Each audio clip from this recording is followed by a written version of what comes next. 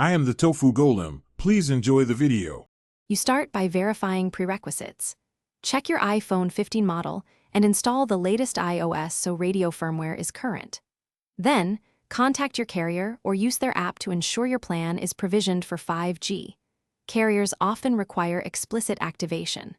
Once done, install or enable the carrier profile via eSIM or the physical SIM slot, and restart the phone to accept network settings. This first sequence prepares the hardware and account, so the following steps can connect to a 5G. You now enable and optimize 5G in settings.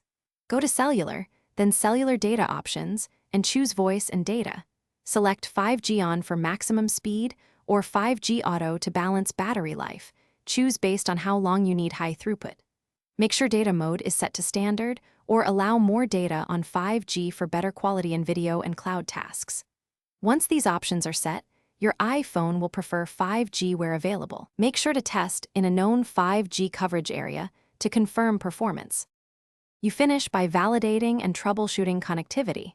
Test speeds in several spots using a speed test app to confirm 5G registration. Note differences indoors versus outdoors. If you don't see 5G, restart the phone, toggle airplane mode for 10 seconds, or reinsert the SIM to force network reattach. Make sure carrier settings are up to date via Settings General About. If issues persist, contact your carrier.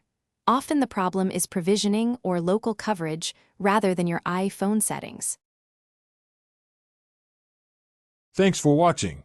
Consider subscribing if we helped you today.